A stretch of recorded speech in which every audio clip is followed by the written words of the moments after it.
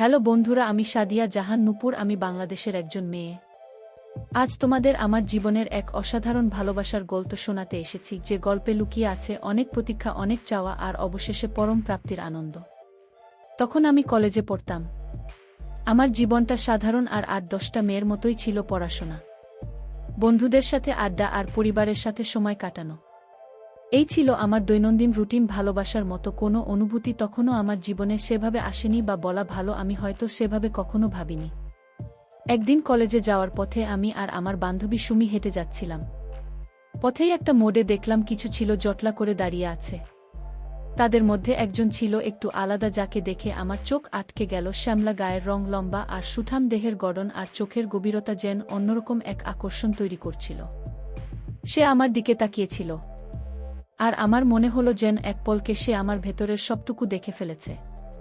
সেদিন প্রথমবার অপরিচিত একজন মানুষের দিকে তাকিয়ে আমার হৃদস্পন্দন একটু হলেও দ্রুত হলো। পরের কয়েকদিন কলেজে যাওয়ার সময় প্রায় প্রতিদিনই তাকে দেখতে পেতাম। সে হয়তো আমার পথেই দাঁড়িয়ে থাকত, দূর থেকে আমাকে দেখত। প্রথমে আমি তেমন পাত্তা দিতাম না, কারণ আমি জানতাম না তার উদ্দেশ্য কি, কিন্তু তার চোখের সেই একই গভীরতা আর আমাকে দেখার ধরনটা আমাকে ভাবিয়ে তুলত। তার মুখে কোনো কথা ছিল না, শুধু নীরব চাহনিতেই যেন সে অনেক কিছু বলতে চাইত। আমার বন্ধুরা ব্যাপারটা খেয়াল করেছিল এবং আমাকে জিজ্ঞাসা করত, নূপুর, ছেলেটা কেঁদে তোর দিকে এমনভাবে তাকিয়ে থাকে কেন? আমি শুধু কাজ ঝাঁকাতাম। একদিন বিকেলে কলেজ থেকে ফেরার পথে হঠাৎ আমার পা মচকে গেল। আমি ব্যথায় কাতরে উঠলাম, আর আমার বান্ধবী সুমি কিভাবে সাহায্য করবে বুঝতে পারছিল না। ঠিক তখনই সে এগিয়ে এলো, দ্রুততার সাথে আমার কাছে এসে জিজ্ঞাসা করল, আপনি ঠিক আছেন তো? আমি কি সাহায্য করতে পারি? তার গলার স্বরে এক ধরনের দৃঢ়তা আর উদ্বেগ ছিল। আমি কিছুটা অবাক হয়ে তার দিকে তাকালাম। সে আমাকে সাহায্য করার জন্য এগিয়ে এলো এবং তার বন্ধুদের সাহায্যে আমাকে সাবধানে কলেজের গেট পর্যন্ত পৌঁছে দিল। সেই দিনটা আমার মনে গভীর ছাপ ফেলে গেল। অচেনা একজন মানুষ, যার সাথে আমার কোনো পরিচয় নেই, সে এতটা মানবিক হতে পারে। তার এই আচরণ আমাকে মুগ্ধ করল। সেদিন রাতে ঘরে ফিরেও আমি বারবার তার কথা ভাবছিলাম। তার নাম কি, সে কি করে, কিছুই জানি না, কিন্তু তার নীরব উপস্থিতি আর আজকের সাহায্য আমার মনে অন্যরকম অনুভূতির জন্ম দিয়েছিল। তার জন্য আমার মনে একটা নরম জায়গা তৈরি হতে শুরু করেছিল। পরের দিন থেকে তার উপস্থিতির দিকে আমার চোখ আরও বেশি সজাগ থাকত। আমি দেখতাম সে প্রতিদিনই আমার দিকে তাকিয়ে থাকত, কিন্তু কখনোই আমার কাছাকাছি আসার চেষ্টা করত না। এক ধরনের শ্রদ্ধাবোধ আর দূরত্ব বজায় রেখেই সে আমাকে দেখত। তারই নীরব অনুসরণ আমার কাছে বিরক্তিকর মনে না হয়ে কেমন যেন ভালো লাগতে শুরু করল। তার চোখের চাহনি যেন আমার কাছে পরিচিত হয়ে উঠেছিল। একদিন কলেজে ক্যান্টিনে বসে বন্ধুদের সাথে গল্প করছিলাম। হঠাৎ আমার বান্ধবী সুমি ফিসফিস করে বলল, দেখ নূপুর, তো সেই ছেলেটা। আমি তাকিয়ে দেখলাম সেই ক্যান্টিনের বাইরে দাঁড়িয়ে আছে এবং আমার দিকেই তাকিয়ে তাকিয়ে হাসি হাসছে। সেই প্রথমবার আমি তার মুখে হাসি দেখলাম, আর সেই হাসিটা ছিল ভীষণ মায়াবী। আমার মনে হলো তার হাসিটা আমার মনের গভীরে এক স্নিগ্ধতা ছড়িয়ে দিল। সে তখনও নীরব, কিন্তু তার উপস্থিতি এখন আমার কাছে এক পরিচিত সান্ত্বনা নিয়ে আসত।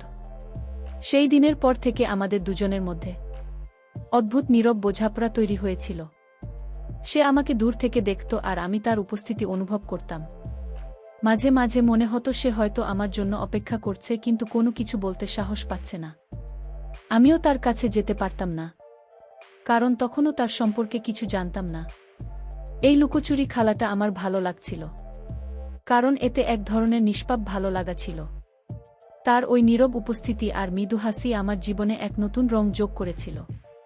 আমি জানতাম না তার নাম কি, সে কি করে, কিন্তু প্রতিদিন তার এক ঝলক দেখার জন্য আমার মনটা কেমন যেন ছটফট করত। সে যেন আমার রুটিনেরই একটা অংশ হয়ে গিয়েছিল। কলেজ থেকে ফেরার পথে আমি প্রায়ই লক্ষ্য করতাম সে আমার কিছুটা পেছনে পেছনে আসত। একটা নিরাপদ দূরত্ব বজায় রেখে তারই শ্রদ্ধা এবং সংযম আমাকে আরও বেশি মুগ্ধ করত। কোনোদিন সে আমার সাথে কথা বলার চেষ্টা করেনি, শুধু চোখে চোখ পড়লে একটা মিষ্টি হাসি উপহার দিত। একদিন কলেজের বার্ষিক অনুষ্ঠান ছিল। আমি আর আমার বন্ধুরা সাংস্কৃতিক অনুষ্ঠানে অংশ নিচ্ছিলাম। মঞ্চে গান গাবার সময় আমার চোখ গেল দর্শক সারিতে। দেখলাম সে সবার পেছনে দাঁড়িয়ে আছে, তার চোখ দুইটা স্থিরভাবে আমার দিকেই নিবদ্ধ। তার চোখে আমি এক ধরনের মুগ্ধতার আনন্দ দেখতে পেলাম। গান শেষ হবার পর যখন সবাই হাততালি দিচ্ছিল, তখন তার হাততালিটা যেন একটু জোরালো ছিল। সেদিন আমার মনে হলো সে যেন আমাকে উৎসাহ দিতেই সেখানে এসেছে। অনুষ্ঠান শেষে যখন আমি বন্ধুদের সাথে বাড়ি ফিরছিলাম তখন হঠাৎ বৃষ্টি নামল। আমাদের কাছে ছাতা ছিল না, আর আমরা বৃষ্টিতে ভিজতে শুরু করলাম। ঠিক তখনই সে দৌড়ে এসে তার ছাতাটা আমার দিকে এগিয়ে দিল। সে আমার দিকে তাকিয়ে শুধু বলল, বৃষ্টিতে ভিজবেন না, ঠান্ডা লেগে যেতে পারে। আমি কিছুটা অপ্রস্তুত হয়ে পড়লাম। তার নাম জানতে চাইলাম আর সে মৃদু হেসে বলল, আমি সাগর আহমেদ শরীফ। সেই প্রথমবার তার গলার স্বর শুনলাম আর তার নামটা আমার কানে এক মধুর সুরের মতো বাজল। আমি তার ছাতা নিয়ে যখন ধন্যবাদ জানাচ্ছিলাম তখন সে শুধু হাসছিল। তারপর বলল, আমি এই পথেই যাচ্ছিলাম তাই ভাবলাম সাহায্য করি। সে তার ছাতাটা আমার হাতে দিয়ে বৃষ্টিতে ভিজতে ভিজতেই চলে গেল। আমি অবাক হয়ে তার চলে যাওয়া দেখলাম। এত আত্মত্যাগ একজন মানুষ এতটা নিঃস্বার্থ হতে পারে তা আমি কখনো ভাবিনি। সেদিনই আমার মনে হলো এই ছেলেটা অন্যদের থেকে সত্যি আলাদা। তার এই ব্যবহার আমার মনে তার প্রতি এক গভীর শ্রদ্ধাবোধ তৈরি করল। পরের দিন কলেজে গিয়ে আমি তাকে খুঁজতে শুরু করলাম। ইচ্ছে ছিল তাকে ধন্যবাদ জানানোর এবং তার ছাতাটা ফেরত দেওয়ার, কিন্তু তাকে কোথাও দেখতে পেলাম না। কয়েকদিন কেটে গেল কিন্তু সাগরের দেখা নেই। আমার মনটা খারাপ হয়ে গেল। মনে হচ্ছিল যেন আমার জীবন থেকে একটা গুরুত্বপূর্ণ অংশ হারিয়ে গেছে। আমি বুঝতে পারছিলাম আমি তার প্রতি দুর্বল হয়ে পড়েছি আর তারই অনুপস্থিতি আমাকে কষ্ট দিচ্ছিল। প্রায় এক সপ্তাহ পর একদিন কলেজে যাওয়ার পথে আমি তাকে আবার দেখতে পেলাম। সে যথারীতি কলেজের গেট এর কাছে দাঁড়িয়েছিল। আমাকে দেখে তার মুখে সেই চেনা হাসি ফুটে উঠল। আমি দ্রুত তার কাছে গেলাম এবং বললাম, সাগর, তোমার ছাতাটা। সে হেসে বলল, এটা আপনার কাছেই থাক, আমার কোনো প্রয়োজন নেই। আমি জোর করায় সে ছাতাটা নিল। আর তখন আমি তাকে জিজ্ঞাসা করলাম, এতদিন কোথায় ছিলে? সে বলল, একটু অসুস্থ ছিলাম তাই আসতে পারিনি। তার কথায় আমার বুকের ভেতরটা কেমন যেন মুচুর দিয়ে উঠল। সেই দিনের পর থেকে সাগর আবারও প্রতিদিন আমার পথে আসতে শুরু করল। তবে এবার সে আর শুধু নীরব দর্শক ছিল না। মাঝে মাঝে তার সাথে আমার কিছু টুকটাক কথা হতো, তবে সেগুলো খুব সামান্যই। সে আমার পড়াশোনার খোঁজখবর নিত বা আমি কেমন আছি জিজ্ঞাসা করত। তার সহজ আর সাবলীল কথাবার্তা আমাকে খুব টানত। আমি বুঝতে পারছিলাম আমি ধীরে ধীরে তার প্রেমে পড়তে শুরু করেছি। তার প্রতি আমার ভালো লাগাটা এখন আর শুধু মুগ্ধতা ছিল না, তা গভীর ভালোবাসার দিকেই মোড় নিচ্ছিল। একদিন বিকেলে আমি লাইব্রেরিতে বই খুঁজতে গিয়েছি। হঠাৎ দেখি সাগরও সেখানে এসেছে। সে আমার পাশে এসে দাঁড়াল এবং বলল, কোনো বই খুঁজছেন? আমি কি সাহায্য করতে পারি? তার হঠাৎ উপস্থিতি আমাকে অবাক করল। সেদিন আমরা অনেকক্ষণ ধরে কথা বললাম। সে তার সব ভবিষ্যৎ পরিকল্পনা আর স্বপ্ন নিয়ে কথা বলল। আমি তার কথা মুগ্ধ হয়ে শুনছিলাম। তার সরলতা আর স্পষ্টবাদিতা আমাকে আরও বেশি আকৃষ্ট করল। সেদিন বুঝতে পারলাম আমি শুধু তার নীরব উপস্থিতিকেই ভালোবাসতাম না, তার ব্যক্তিত্ব আর তার ভাবনাগুলো আমাকে ভীষণভাবে আকর্ষণ করছিল। লাইব্রেরিতে সাগরের সাথে কাটানো সেই সময়টা আমার মনে এক নতুন অনুভূতি জাগিয়েছিল। তার সহজবদ্ধ কথাবার্তা, তার চিন্তাভাবনা আর তার চোখে দেখা স্বপ্নগুলো আমাকে ভীষণভাবে আকর্ষণ করছিল। আমি বুঝতে পারছিলাম সাগরের প্রতি আমার অনুভূতিটা এখন আর শুধু নিছক ভাল লাগা নয়, এটা গভীর ভালোবাসার দিকে ধাবিত হচ্ছে। সে যেন আমার জীবনের এক অবিচ্ছেদ্য অংশ হয়ে উঠছিল, আর তার অনুপস্থিতি আমাকে অস্থির করে তুলত। সাগর প্রতিদিন কলেজে আসার পথে আমার জন্য অপেক্ষা করত। আমরা এখন আর শুধু নীরব দর্শক ছিলাম না, বরং নিজেদের মধ্যে টুকটাক গল্প করতাম। সে আমার পড়াশোনা কেমন চলছে বা আমার দিনের ঘটনাগুলো কি তা জানতে চাইত। তার প্রশ্নগুলো এমন ছিল যে মনে হতো সে সত্যিই আমার সম্পর্কে জানতে আগ্রহী। এই ছোট ছোট কথোপকথনগুলোই আমাদের সম্পর্ককে আরও গভীর করে তুলছিল। আমি ধীরে ধীরে অনুভব করছিলাম আমি তার প্রেমে পাগল হয়ে উঠছি। একদিন বিকেলে কলেজ ছুটির পর আমি আর আমার বান্ধবী সুমি বাস স্ট্যান্ডে বাসের জন্য অপেক্ষা করছিলাম। হঠাৎ করেই একদল ছেলে আমাদের উত্ত্যক্ত করতে শুরু করল। আমরা ভয় পেয়ে গেলাম আর কি করব বুঝতে পারছিলাম না। ঠিক সেই মুহূর্তে সাগর সেখানে উপস্থিত হল। সে ছেলেদের রুখে দাঁড়াল এবং কঠোরভাবে তাদের বলল, আপনারা কি করছেন? ওদেরকে বিরক্ত করবেন না। তার দৃঢ় কণ্ঠস্বর এবং সাহসী পদক্ষেপ দেখে ছেলেগুলো ভয়ে সরে গেল। সাগরের এই সাহসী পদক্ষেপ আমাকে মুগ্ধ করল। সে আমাকে রক্ষা করল, আর তার প্রতি আমার বিশ্বাস আরও বেড়ে গেল। সে আমার দিকে তাকিয়ে বলল, আপনি ঠিক আছেন তো? আমি কৃতজ্ঞতা ভরা চোখে তার দিকে তাকালাম। সেদিনই আমি নিশ্চিত হলাম যে সাগর শুধু একজন ভালো মানুষই নয়, সে একজন নির্ভরযোগ্য মানুষও। সে আমার পাশে থাকতে পারে, আমাকে রক্ষা করতে পারে। এই অনুভূতিটা আমাকে ভীষণ শান্তি দিল। এরপর থেকে সাগরের সাথে আমার সম্পর্ক আরও বেশি ঘনিষ্ঠ হল। সে আমার কলেজের আশেপাশে থাকত। যখনই কোনো প্রয়োজন হতো এগিয়ে আসত। ধীরে ধীরে আমাদের মধ্যে এক ধরনের নির্ভরতা তৈরি হল। আমি তার উপর ভরসা করতে পারতাম। আর সেও আমার প্রতি তার দায়িত্ববোধ অনুভব করত। আমার বন্ধুরা সাগরের ব্যাপারে জানত। আর তারাও সাগরের ভালো ব্যবহারের প্রশংসা করত। একদিন সাগর আমাকে একটা পার্কে দেখা করতে বলল। আমি কিছুটা দ্বিধা নিয়ে গেলাম। আমার মনে এক ধরনের উত্তেজনা কাজ করছিল। আমি জানতাম না সে কি বলতে চায়, কিন্তু আমার মন বলছিল এটা হয়তো আমাদের সম্পর্কের জন্য একটা গুরুত্বপূর্ণ মুহূর্ত। পার্কে গিয়ে দেখি সাগর আগে কেকেই অপেক্ষা করছে। সে আমাকে দেখে উঠে দাঁড়াল এবং হাসি মুখে স্বাগত জানালো। আমরা পাশাপাশি বসলাম। সাগর কিছুক্ষণ চুপ করে রইল। তারপর আমার দিকে তাকিয়ে বলল, নূপুর, আমি তোমাকে প্রথম যেদিন দেখেছিলাম সেদিন থেকেই তোমার প্রেমে পড়ে গেছি। তোমার সরলতা, তোমার ব্যক্তিত্ব সব কিছুই আমাকে মুগ্ধ করেছে। আমি জানি না তুমি কি ভাবছ, কিন্তু আমি তোমাকে ভালোবাসি। তার কথাগুলো শুনে আমার বুকটা ধুক ধুক করে উঠল। আমার মনে এক ধরনের আনন্দের ঢেউ খেলে গেল। আমি বুঝতে পারছিলাম আমার অনুভূতিগুলো একতরফা ছিল না। আমি তার দিকে তাকিয়ে হাসলাম। আমার মুখে কোনো কথা আসছিল না, কিন্তু আমার চোখের ভাষা যেন সব বলে দিচ্ছিল। সাগর আমার নীরব সম্মতি বুঝতে পারল, সেও হাসল।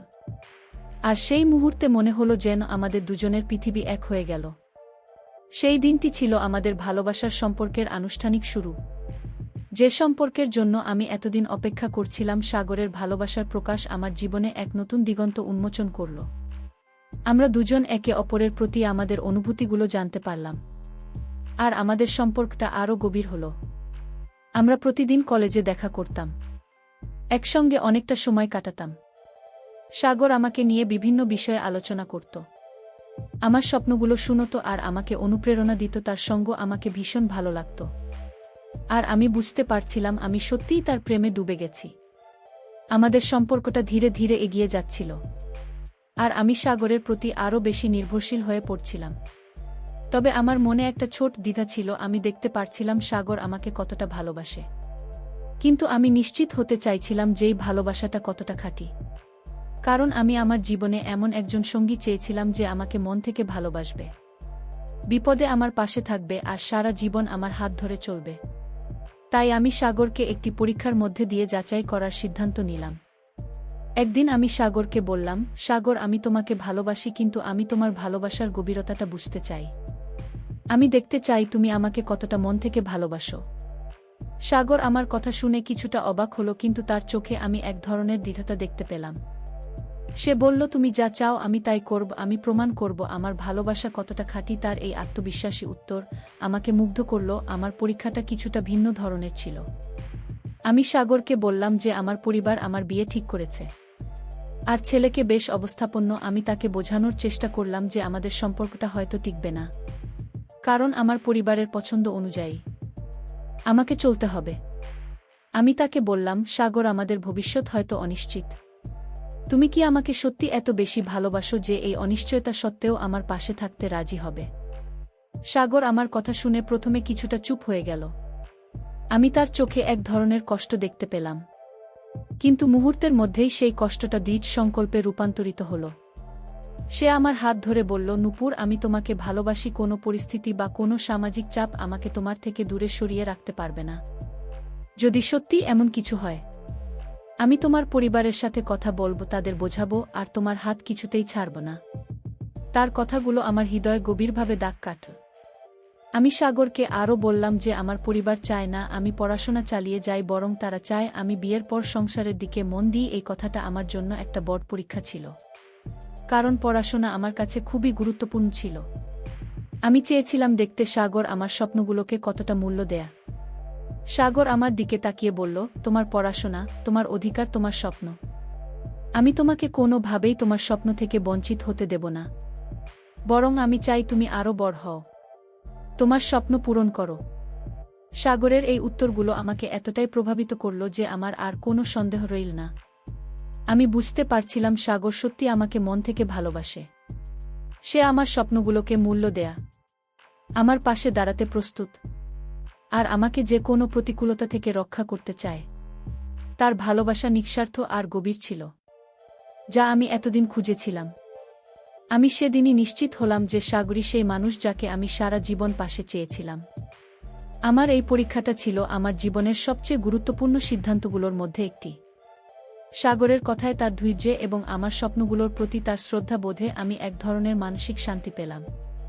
আমি চোখ বন্ধ করে অনুভব করতে পারলাম যে সাগরী আমার জন্য সঠিক মানুষ আর তার সাথে আমার জীবনের পথ চলা হবে। সুন্দর ও সফল সাগরের ভালোবাসার পরীক্ষা নেওয়ার পর আমার মনে আর কোনো সংশয় ছিল না।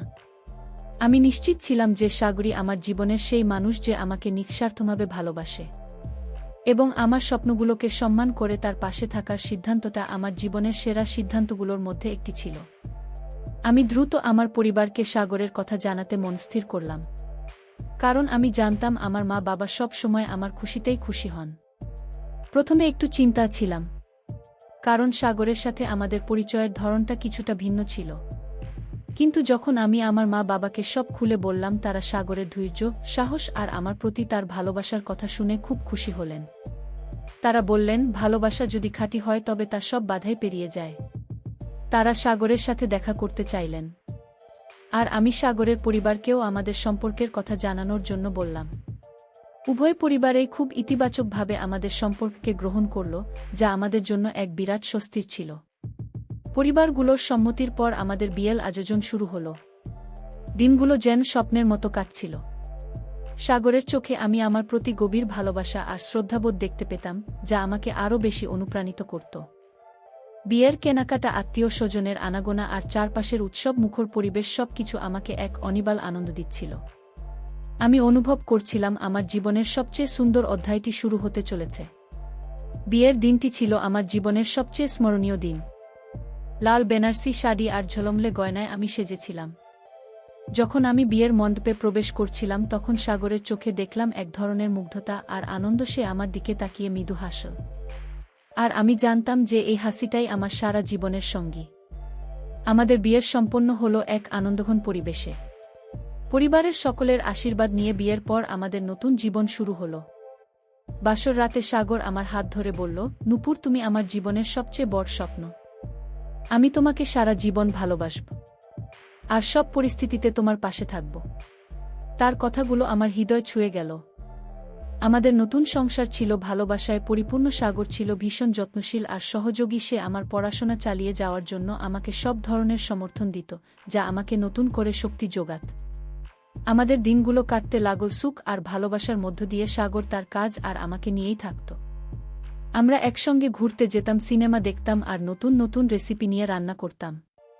সে আমার ছোট ছোট চাওয়াগুলোকে গুরুত্ব দিত, আর আমার ভালো লাগা মন্দ লাগাগুলো বোঝার চেষ্টা করত। তার সাথে কাটানো প্রতিটি মুহূর্ত ছিল যেন একটি স্মৃতি, যা আমাদের সম্পর্ককে আরও মজবুত করত। সুখের সংসার বলতে যা বোঝায়, আমাদের জীবন তেমনি হয়ে উঠেছিল। কোনোদিনও আমি সাগরের ভালোবাসার অভাব অনুভব করিনি। সে আমার বন্ধু, আমার আশ্রয় আর আমার ভালোবাসা সব কিছুই ছিল। আমাদের ভালোবাসার গল্পটা হয়তো সাধারণ, কিন্তু এর গভীরে লুকিয়ে ছিল অসামান্য বিশ্বাস, শ্রদ্ধা আর একে অপরের প্রতি অবিচল আস্থা। আমরা দুজনেই বিশ্বাস করতাম যে কোনো সম্পর্কের ভিত্তি হল বিশ্বাস আর সম্মান, আর এই দুইটা জিনিসই আমাদের সম্পর্কের মূল চালিকা শক্তি ছিল। এই গল্পের শিক্ষণীয় দিক হল, ভালোবাসা কেবল বাহ্যিক সৌন্দর্য সীমাবদ্ধ নয়, বরং এটি অন্তর থেকে উৎসৃত একটি অনুভূতি, যা ধৈর্য, বিশ্বাস এবং সম্মানের মধ্য দিয়ে পূর্ণতা লাভ করে। সত্যিকারের ভালোবাসা কখনো কঠিন পরিস্থিতিতে ভেঙে পড়ে না, বরং আরও মজবুত হয়। নিজের স্বপ্নের প্রতি অবিচল থাকা এবং সঠিক জীবনসঙ্গী বেছে নেওয়া একটি সুখী ও সফল জীবনের জন্য অপরিহার্য। বন্ধুরা, ভিডিওটি ভালো লাগলে লাইক, কমেন্ট, শেয়ার করে অবশ্যই আমাকে সাপোর্ট করবা। সবাইকে ধন্যবাদ।